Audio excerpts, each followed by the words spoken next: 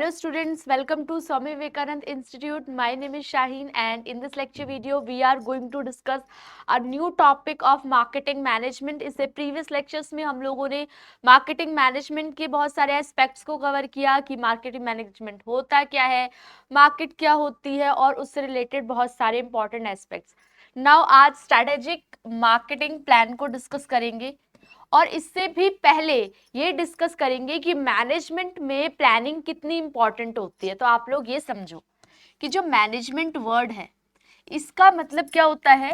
जब हम असेंबली करते हैं, प्लानिंग करते हैं अपने आउटपुट की, प्लानिंग, ऑर्गेनाइजिंग, है ना, स्टाफिंग, डायरेक्टिंग,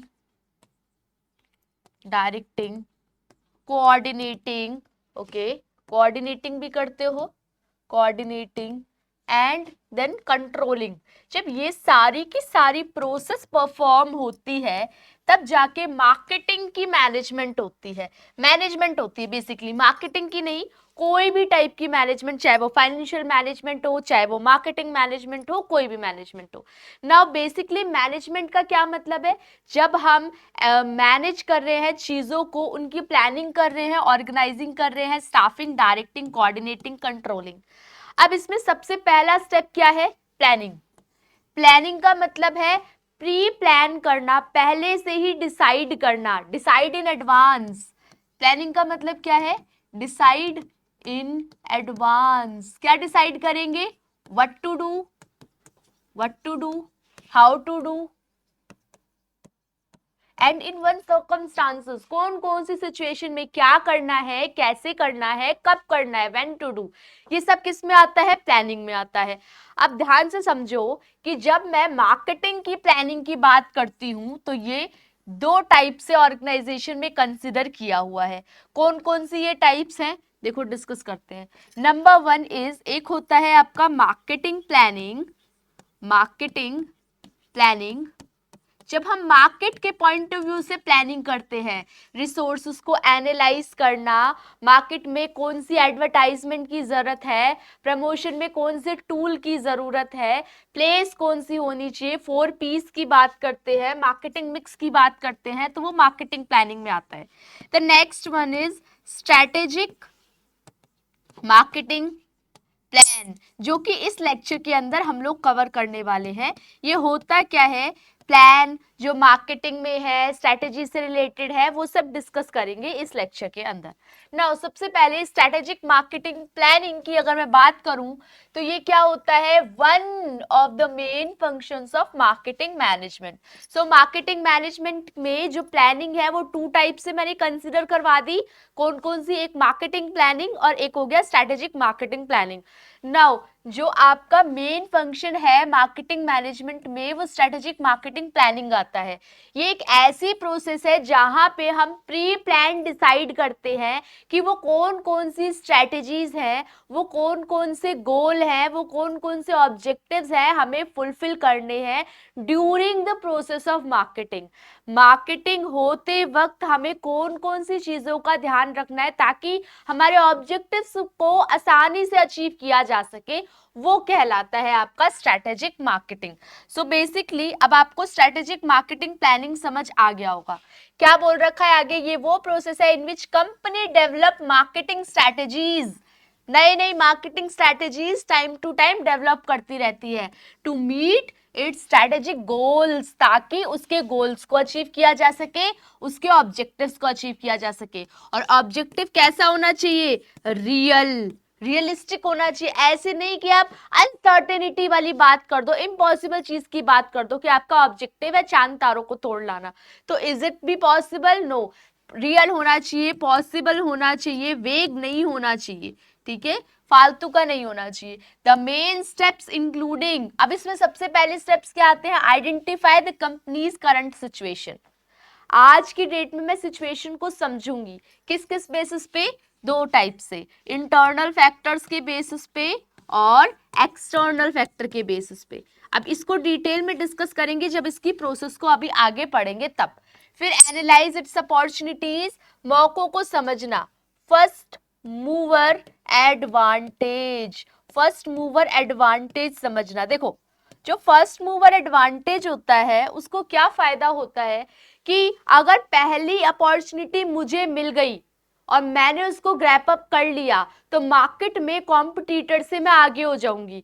तो वो क्या होता है, अपॉर्चुनिटी को समझना और थ्रेट को भी समझना। अगर खतरा है, आपको पहले से ही पता चल गया कि 4 महीने बाद आपकी शेयर की प्राइसेस डिक्लाइन होने वाली है, तो आप अभी से ऐसे ऐसे प्रोसीजर स्टार्ट कर दोगे, ऐसे ऐसे इनिशिएटिव्स लोगे ताकि आपका जो बिजनेस है वो क्या हो सके, गेन अप हो सके। Now and creates and mapping out marketing actions, अलग अलग एक्शंस बनाओगे फॉर इम्प्लीमेंटेशन, और जो अलग अलग एक्शंस आपने बनाए हैं उसको आप फॉलो भी करोगे। सो बेसिकली जो आपका स्ट्रेटेजिक मार्केटिंग प्लानिंग है उसका मतलब है कि मार्केटिंग के ऐसे प्लान्स बनाओ, उसमें ऐसी स्ट्रेटेजीज बनाओ, उसमें ऐसी पॉलिसीज लेके आओ जिससे आपके गोल्स और ऑब्जेक्टिव को इजीली अचीव किया जा सके। टाइम टू टाइम उसमें चेंजेस लेके आओ, अपडेशन लेके आओ ताकि आपकी गोल्स और अचीव किया जा सके। Now the next one is क्यों जरूरी है स्ट्रेटेजिक मार्केटिंग प्लानिंग। सबसे पहला point, understand the companies current situation. आज की डेट में कंपनी की सिचुएशन पीक पॉइंट पे चल रही है, ग्रोथ पे है, डिक्लाइन फेजेस में है या बिल्कुल इंट्रोडक्शन फेजेस में है। सबसे पहले कंपनी की सिचुएशन को ही तो समझोगे, बिना सिचुएशन को एनालाइज किए क्या आप मार्केटिंग कर सकते हो, नहीं कर सकते। क्या आप स्ट्रेटेजीज इंप्लीमेंट कर सकते हो, नहीं कर सकते। क्या आप ऑब्जेक्टिव को डिसाइड कर सकते हो, even objective can not be decided even if you can't be discussed about the market current situation. Market की सिचुएशन को समझना सबसे ज्यादा जरूरी है। A significant part of strategic planning is developing a स्वॉट।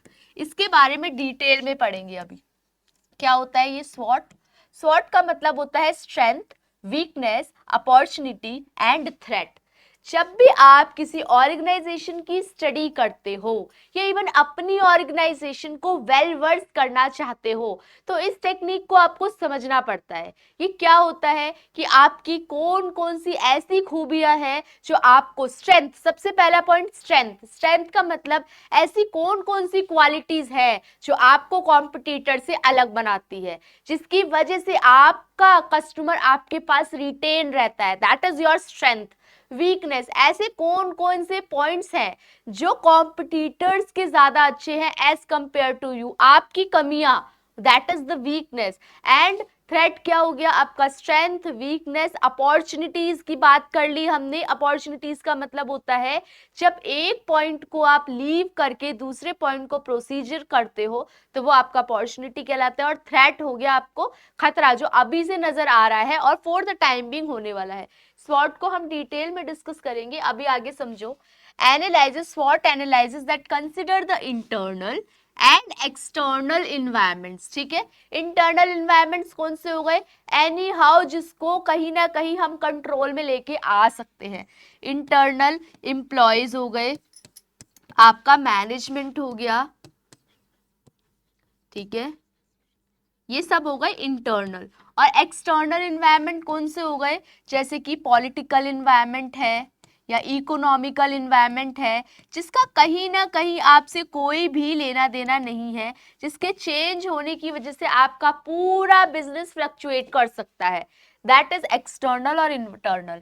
Influence on business performance. This analysis will likely include the companies, company की strength, weakness, opportunities और threat को अफेक्ट करता है।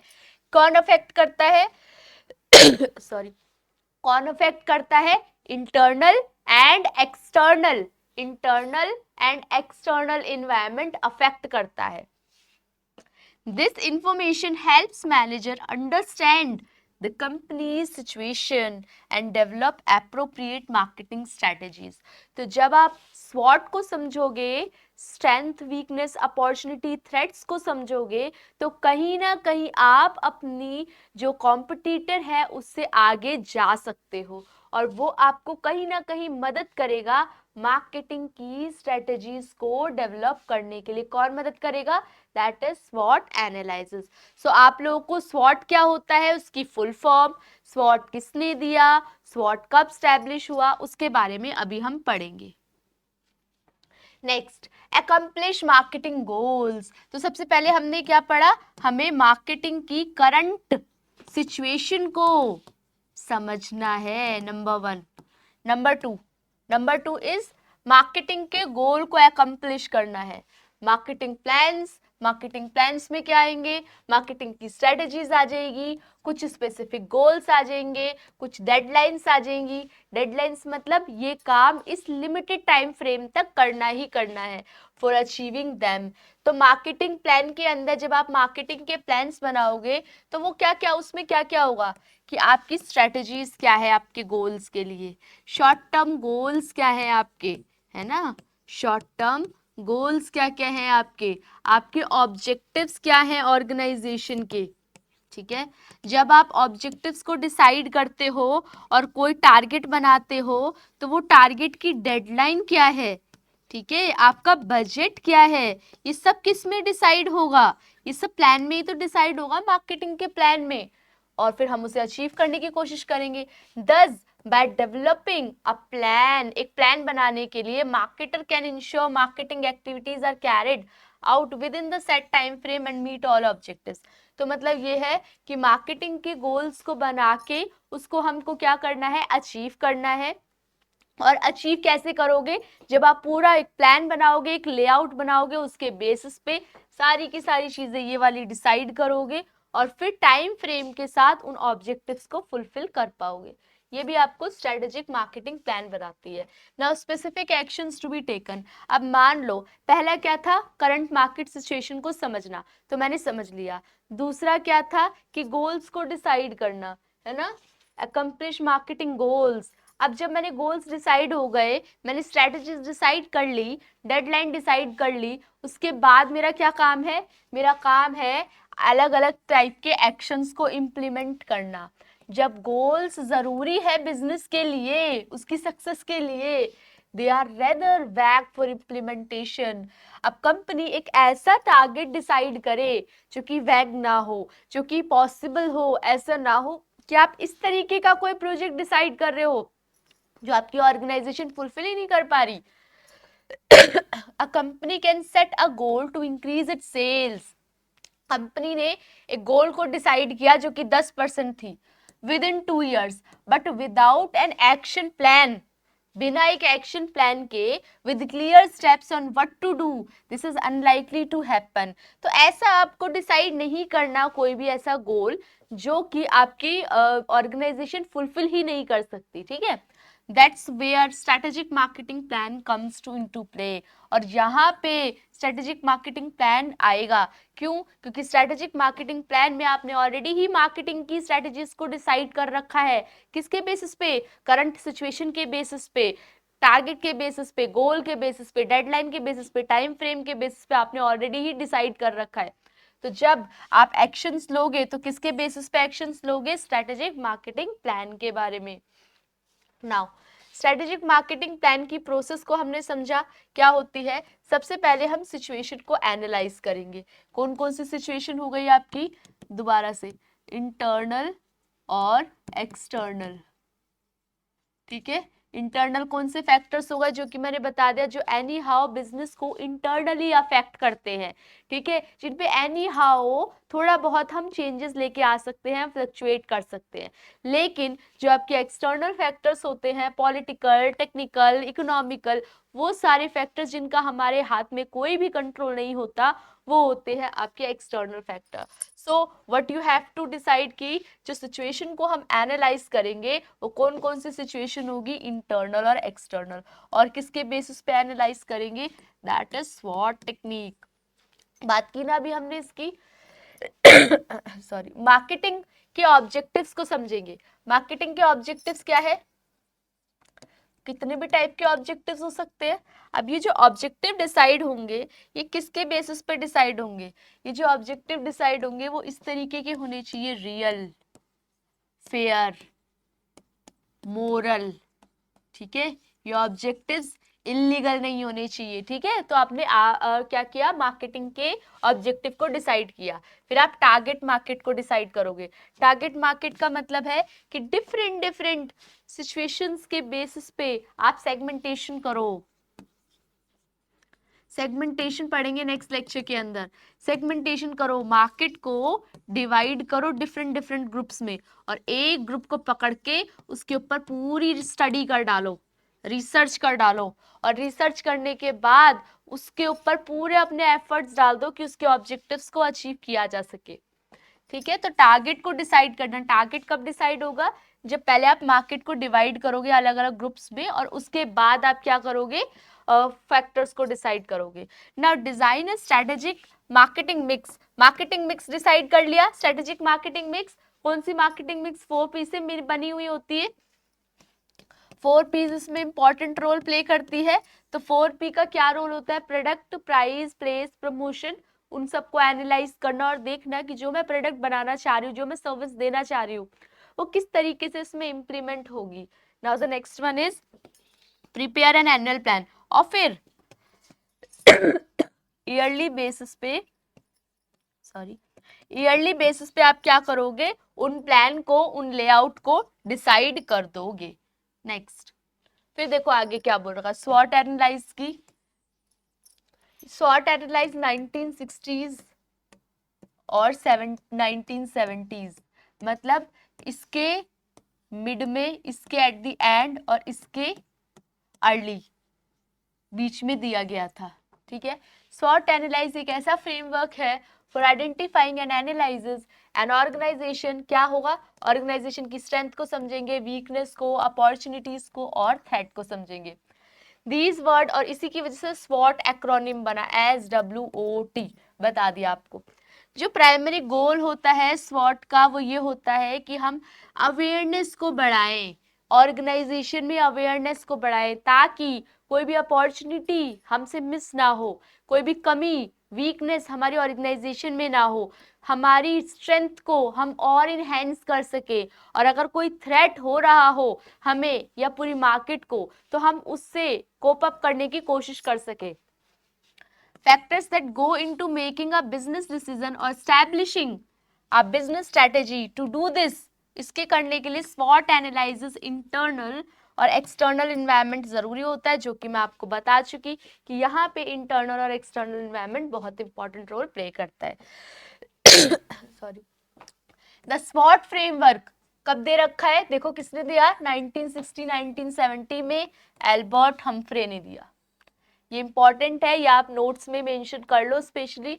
कब दिया था ये बता चुकी। कौन सी रिसर्च में? Stanford research institute.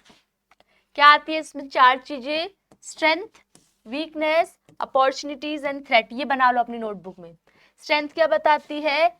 कि कैसे आपका कंपटीशन से आप अलग हो, बेटर देन कॉम्पिटिटर।